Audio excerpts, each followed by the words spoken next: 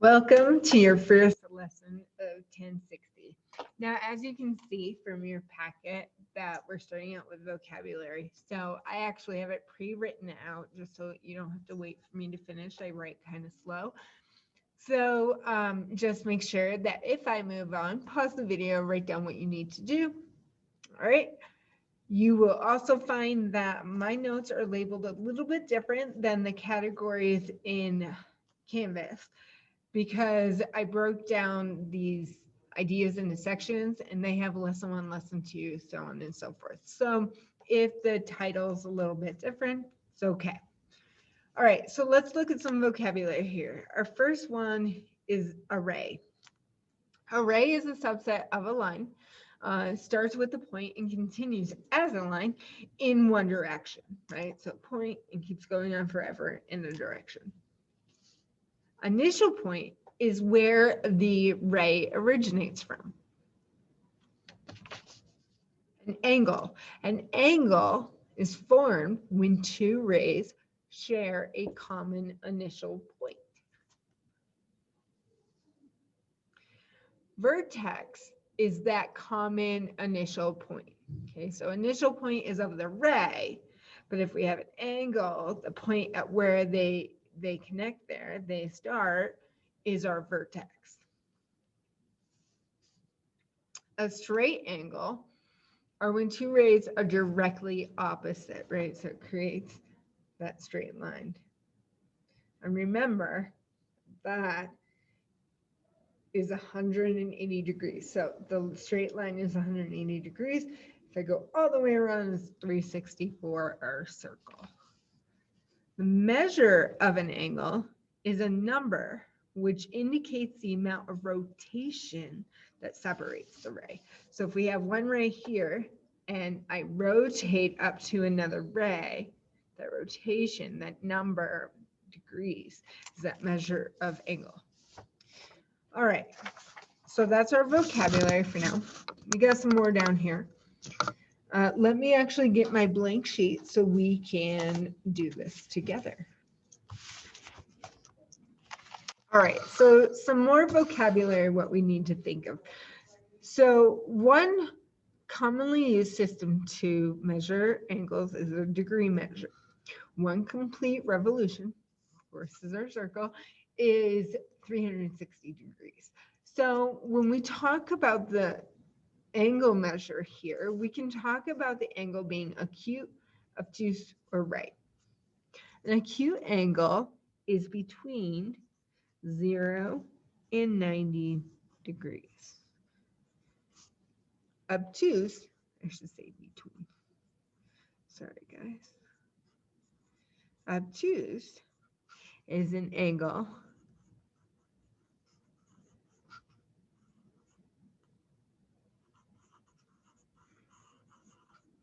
between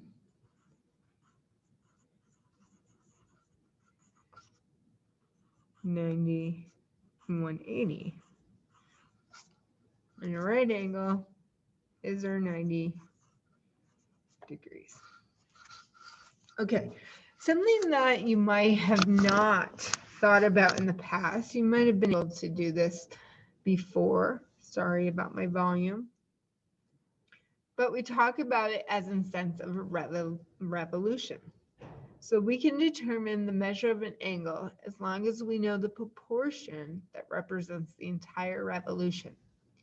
So the idea here is if we were doing 2/3 of a revolution, how many degrees would that be? Well, what we would do is we would take our 2/3 and multiply it by our full revolution, which would be 360.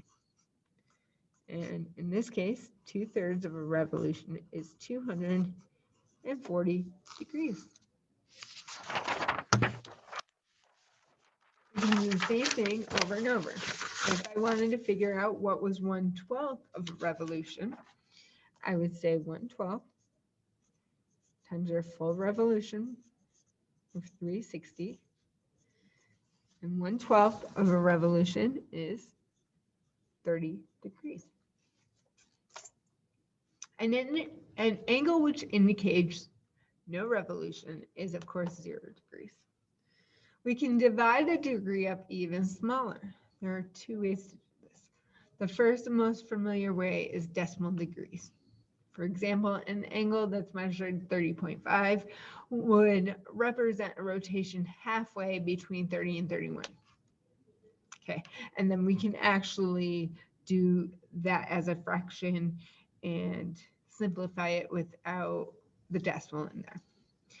But another way to do this is the degree, minute, second system.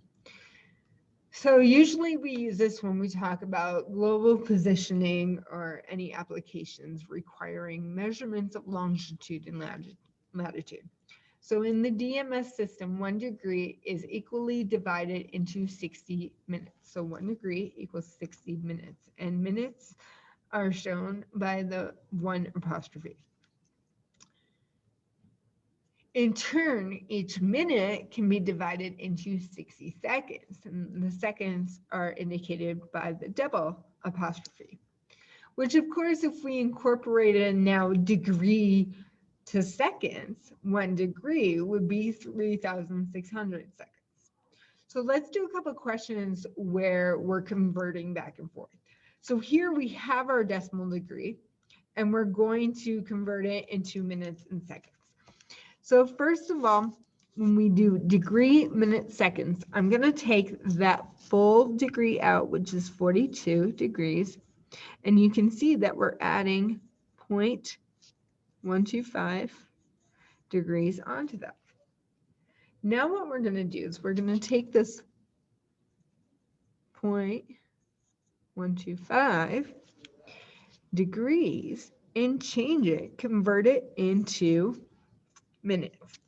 There are 60 minutes in 1 degree. You see how our degrees would cancel? So if we multiply that out, we now get 7.5 minutes.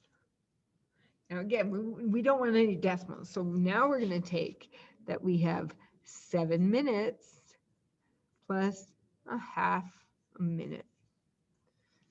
Now, of course, we know what a half a minute is, guys, in seconds, but let me just do the mathematics so we can see what it's going to look like.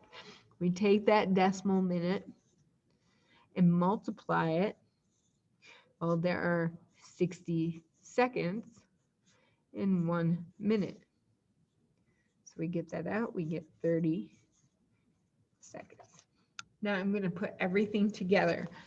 42 degrees, 7 minutes, 30 seconds. 42 degrees, 7 minutes, 30 seconds. Awesome. So that's how to convert our degrees into the DMS system. What if we were going the other way? Well, first of all, we want to know that this 117 goes right out front anyways, right? But now we got to change the rest of it into our decimals. So let's take our minutes. We have 15 minutes. We know, because we're changing it into degrees, remember? We know that in 1 degree, there are 60 minutes, leaving us with a quarter degree. Okay, now let's take our seconds. Seconds, we have 45 seconds.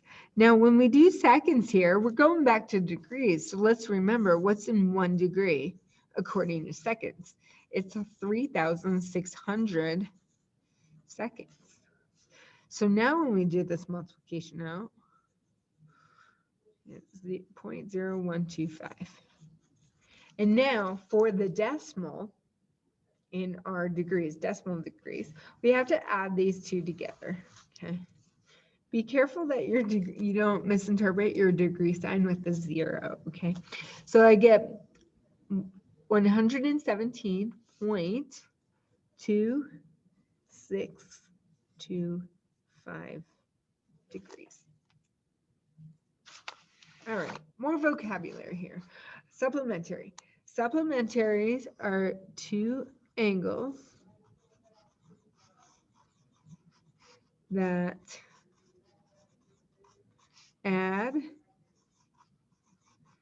to 180 degrees. Complementary are two angles that add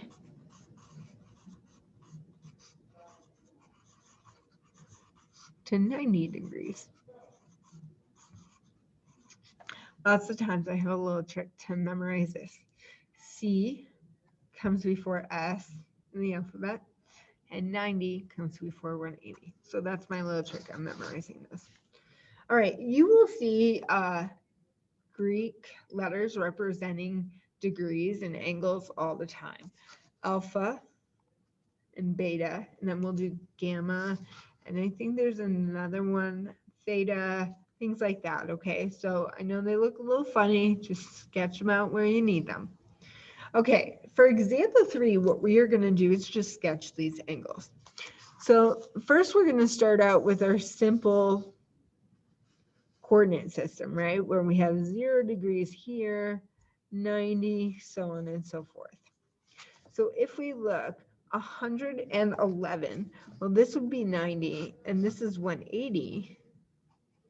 So 111 is going to be closer to 90 in the third quadrant. I don't know why I just put an arrow there, guys. And what I'm going to do is label that with an arc, and then label that as my alpha. I'm going to do the same thing here with beta.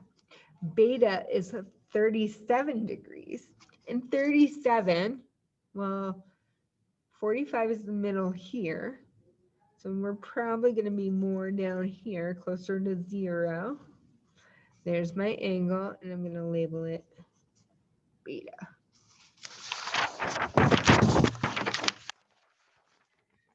All right, now what we're going to do is we're going to take our same alpha and beta from the other side, and we're going to find our supplementary angle for alpha, okay? Now remember, supplementary means that the two add to 180 degrees, okay? So you could start this out and say alpha plus our missing angle, let's call it theta, equals 180 degrees, right? But actually, if you think of it, if we want to solve for theta, what we're doing is we're saying theta is 180 degrees minus the alpha. So let's write that in now. Theta equals 180 minus that 111.371. So our supplementary angle equals 68.629. There we go. Find the complementary of beta. So again, same idea, but we're not looking at 180. We're looking at 90. So in this case, and I'll label this gamma so we don't mix up the thetas. Gamma would be 108, not 180. I just said it and I still wrote it down. 90 minus beta. So that gives us 90 minus 37 degrees, 28 minutes, and 17 seconds. Ooh, this looks a little tricky, right? What we're going to do is we are actually going to expand. There we go. There's the word I'm looking for. Expand the 90 degrees into minutes and seconds sort of thing. So we can then do our subtraction, okay? So think of this. 90 degrees is the same thing as saying 90 degrees, 0 minutes, 0 seconds. And we could actually take that a little bit further by borrowing, just like we would here. So if we borrowed a degree, this would change it to 89 degrees. It would change our minutes to 60 minutes. And our seconds right now are still 0 seconds. Now we need seconds though, so we're going to borrow from the minutes.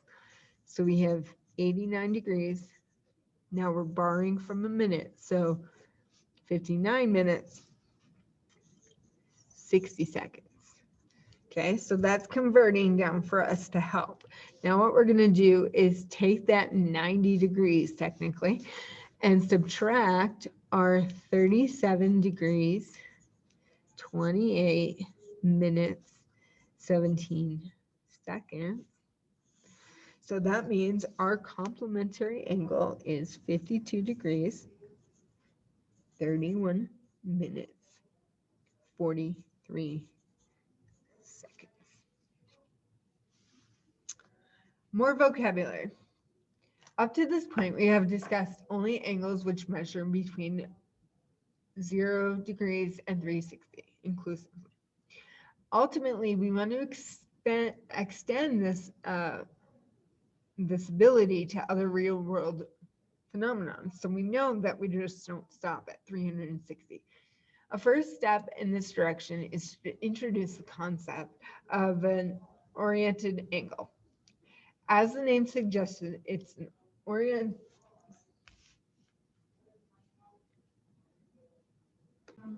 Sorry for my pause right there. I was interrupted. Okay, so the direction of rotation is very important. Okay, clockwise, that way, or counterclockwise. We imagine that the angle being swept out starting from initial side and ending with a terminal side as shown below. So if we were going positive, which is actually counterclockwise, we start at our initial side and we move it clockwise. This is a positive angle. So our ending side is going toward the left. Whereas we have an initial side here and we're going clockwise, this would be our negative angles. Our terminal side is following the clockwise. Okay. We can also extend our rotations to include angles which encompass more than one revolution. So I'm going to show you right now what it looks like to have a 450 degrees. The first thing I notice, of course, is that it's above 360. So I want to know how much above 360 it is. So I tend to just take away each revolution. So when I subtract 360 from this, I get 90 degrees. What that means when you draw it out, I'm going to start at 0, right? I have to go 360, and then I go to 90, and there is my 450 degrees. By doing this like curly Q, it allows you to see that you're doing more than one revolution. To further connect angles with algebra, which has come before, we shall often overlay an angle diagram on the coordinate plane. An angle is said to be in standard position if the vertex is at the origin and the initial side coincides with the positive x-axis. So as you can see from what I've been drawing, the initial side starts at our positive x, and our angle is always coming from the vertex or the origin. For instance, an angle in standard position whose terminal side, that ending side, lies in quadrant 1 is called a quadrant 1 angle. If the terminal side of an angle lies on one of the coordinate axes, it's called a quadrantal angle. The two angles in standard positions are called coterminal angles if they share the same terminal side. So if you see, these two angles are called coterminal. If we start with the initial,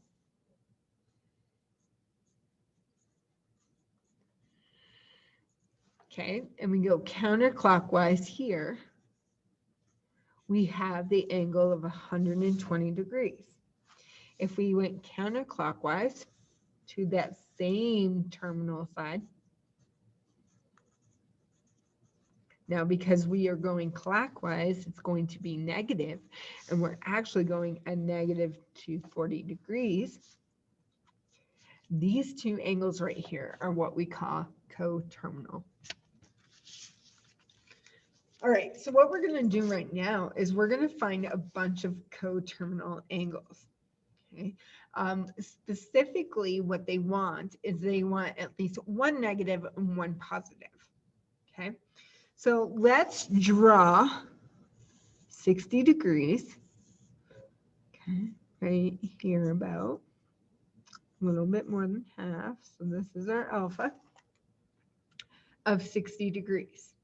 Now I want to, again, start here, but I'm going to end here by doing other degrees. So I can do other coterminal. So the first thing we might do is we might realize that to get back there is we have to do rotations.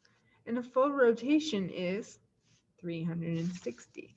So the idea with degrees is what we're doing is we're saying, hey, a rotation 360, and let's multiply it by a certain amount of times it goes around. To get a negative, we want a negative degree, what we could do is either subtract the 360, or we could actually keep it in the same concept of this going to be alpha plus 360k. And then to actually subtract 360, we can use k as -1. So to get a negative value, I'm going to put k as -1, which makes this 60 plus 360 times -1. This gives us the angle of -300. Now I could do -2 if I want. That would give me another negative value because again, I'd be going this way and rotating again. But let's do some positives. So if this is 60, I'm going to go another rotation around. So since I'm only going one rotation, my k is 1. So I would have 60 plus 360 times 1, which gives us 420. Now make sure you get your directions correct. It says 3 coterminal, right? So 420 would be 360, and there's the other 60 coterminal sides. Okay. I'll do 2 rotations. So I have 60 plus 360 times 2 equals 780. Piece of cake, right? Okay, what I'm going to do, because I don't think this is that difficult for you guys right there, is I'm actually going to skip to D. So again, I would do this with k is -1. That would give me my negative value. K is 1. That would give me a positive. And k is 2. That would give me another positive. So you can go through these if you want and double check with me later. But let's talk about D right here. Okay. So if you see -750. So if I talked about drawing that out and I realized that if I add 360 onto it to see how many revolutions it is, it gives me 390, which again is another revolution. So actually this -750 has 2 revolutions to it. Sorry, it's blurry. Come on. There we go. So, and I'm going negative, so I'm going clockwise. So here's 1 revolution, 2 revolution, and then I'm going 30 degrees. So if I were to do -1 for k, yeah, I'd get negative. But if you do +1 for k, you're still going to get negative because we need to go 2 revolutions to still be negative, and then 3 revolutions to get to that positive. So in this case, because there's more revolutions here, we're actually going to start with k being 1. So we're going to have -750 plus 360 times 1. And you can see that when you do that, you get -390.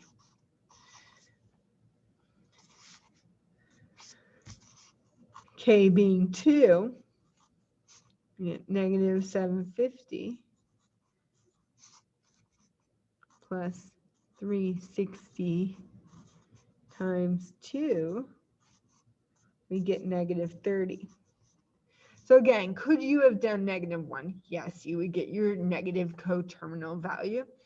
But then when we do k is 1 and k is 2, we still get negatives. And it says at least 1 positive and at least 1 negative.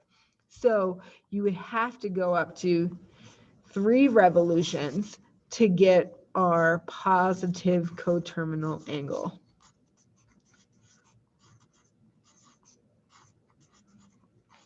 Because here we get 330. Now, yes, we are doing, according to my stuff, we're doing lesson 1, but that includes my section 1.1 and 1.2. Okay, so we're still going to continue because now we're going to talk about radians. The number pi is a mathematical constant. That is, it doesn't matter which circle is selected, the ratio of the circumference to the diameter would have the same value. I don't know if you did it when you were younger, but they used to make us measure a whole bunch of circles, and we found out we came pretty close to the same number every time, depending on how you measured, but you should, and that number was pi.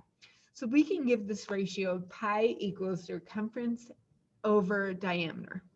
It's proportional. Since the diameter of a circle is twice the radius, we can rearrange the equation to get the formula 2 pi equals circumference over r. So again, if we had this 2r here, how would you get rid of the 2? Multiply both sides by 2. So that's the idea.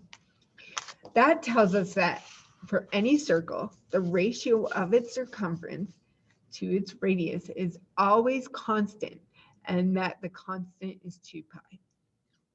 Let's talk about radian measure.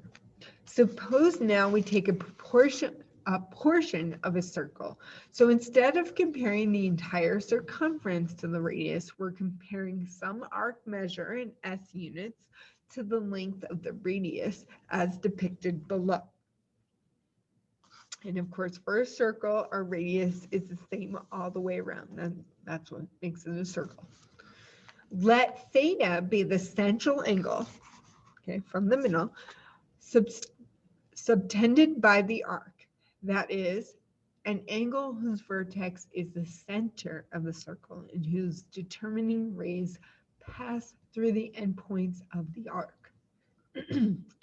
Using proportionality arguments, it stands to reason that the ratio S, which is the arc, remember, over R, the radius, should also be constant among all circles with the same central angle theta.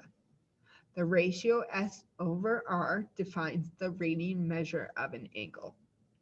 So the idea is if theta is the same, so theta is always the same number, that same measurement, if I make a bigger circle, S over R, that proportion would still be the same. Okay, to get a better feel for radian measure, we note that an angle with radian measure 1 means the corresponding arc length S equals the radius of the circle. Hence, S equals R. That's if the radian measure is 1. When the radian measure is 2, we have that the arc is twice the radius. When the radian measure is 3, we have S equals 3R, which is 3 times the arc. So not 3 times the arc, 3 times the radius is the arc. So it keeps going and going. Thus, the radian measure of angle theta tells us how many radius lengths we need to sweep along the circle to extend the angle theta. All right, so this is just kind of reevaluating. So alpha is 1, which means the radius and the arc equal. Whereas when the radian measure at 4, it means the arc is 4 times the radius. That's the idea. Since one revolution sweeps out the entire 2 pi r, one revolution has radian measure of 2 pi r over r equals 2 pi. From this, we can find the radian measure of the other essential angles using proportions, just like we did degrees. Okay, so the idea meaning that a full revolution is 2 pi. Okay, so if we wanted half a revolution, I would have 1/2 times our revolution of 2 pi. That's one revolution, right? So half a revolution would be pi. 1/4 of a revolution, well, that's 1/4 times a full revolution of 2 pi is 1/2 pi, or pi halves, okay? Most of the time you see it as pi halves. So this is the idea. We're using the same concept of degrees, but we're changing it into radians. Hence, most of you probably grew up knowing that 360 degrees is 2 pi. Note that by definition, the radian measure of an angle is a length divided by another length, so that the measurements are actually dimensions and are considered pure numbers. For this reason, we do not use any symbols to denote radian measure, so no units, okay? But we do use the word radian. Okay, so that way you know we're in radians. Because if we say 4, we can do that as 2 different things. We can think of that as 4 degrees, just the number 4, or 4 radians. All right, so we extend radian measures to orient angles just as we did degrees, so that a positive measure indicates counterclockwise and a negative, of course, means clockwise. So we can also talk about complementary and supplementary and coterminal angles, just like we did with degrees, but with radians, okay? So what we're gonna do is I'm gonna draw out our radian, and then we're gonna find coterminal angles, okay? So the first thing, what I need to do is know the ratio of the revolution, okay? So pi over 6 is our radian all over our full revolution to know what portion we're using. So if we did this in our calculator, we would get 1/12. Now, how does that help us? Well, that helps me know that 1/12 of a full circle, right, is probably about here. Okay, so this is our alpha. Now we're going to do our coterminal. The great thing is it's the same thing we did before, but instead of degrees, we're using the revolution of radians. So we're going to take our alpha and add our revolution, which is 2 pi, and then we still have our k, because that tells me how many revolutions I'm going to make a positive and a negative. So we're going to do the same thing. So if we did k equals -1, then we would have pi over 6 plus 2 pi times -1. Now this might be a little bit more math than you're used to, because pi, of course, is a constant. So we got to think of our fractions, and we can only add fractions with the common denominator. So I'm going to have to make this a common denominator. I get pi over 6 minus, because that's where that negative comes in. And if I want this over 6, I would have the value of 12 pi. Now, if we add or subtract, in this case, straight across, we get negative 11 pi over 6. Okay, let's do k equals 1. We would get pi over 6 plus, now in this case, because 2 pi is 12 pi over 6, I would get 12 pi over 6. Okay, you might as well keep that the same, times 1. And then when we add that together, we get 13 pi over 6. Let's do k equals 2. And I'm going to show you the best way to do this, guys. So pi over 6, again, I know in this case that 2 pi is 12 pi over 6. And we're multiplying it by 2. That allows me to multiply this, these two right on top. So I'm going to rewrite that and say pi over 6 plus 24 pi over 6, which equals 25 pi over 6. So still the same idea. We're still talking about revolutions and how many, but instead of 360 degrees, we're talking about radians, which is 2 pi. All right, let's see if we can, same idea here, right? So let's try our k equals -1. We would have -4 pi over 3. Now think of your 2 pi. 2 pi by thirds would be 6 pi over 3. I put the minus there because I'm multiplying by -1. And we get the value of -10 pi over 3. Let's do k as 1. -4 pi over 3 plus 6 pi over 3 equals 2 pi over 3. Very good. I'm running out of room, so I'm going to do my k equals 2 over here. I get -4 pi over 3 plus 6 pi over 3 times 2 in this case, right? So really I'm looking at -4 pi over 3 plus 12 pi over 3, which equals 8 pi over 3. Just a couple more, guys. Now, what I'm going to do, though, is skip C and D because same idea. Now, D here, we want to remember that 2 pi, well, in both of these cases, 2 pi is a full rotation. So there's already a rotation in here. This one, we end up using k equals 1, k equals -1, and k equals -2 because we need to go backwards to get to our negative value. So you wouldn't go 2 because we would have too many positives. D, same thing, but I don't need negatives. I can do 1, 2, and 3.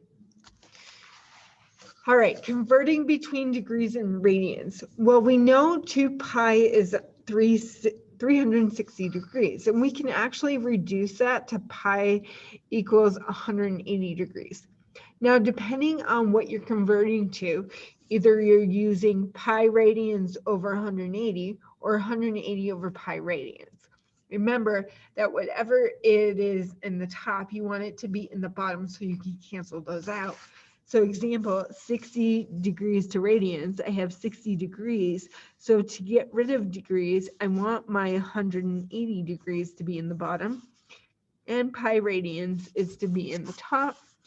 And when I solve that straight across, I get pi over 3. And then, of course, this is radians as our units. We're doing these radians to degrees. I get -5 pi over 6. So I want to get rid of the pi's.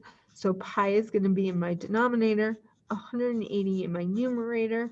multiply straight across, and I get negative 150 degrees. Be careful here because it is in radians, even though there are no pi's. Be careful. So this is 1 radian. So that means our radian must be in the denominator because that's what we're getting rid of. So our pi is in the denominator, our degrees is on top. And when I evaluate that out, I can do that in now my calculator, and I get 57.2958 degrees. Okay, so just be careful on your ratios.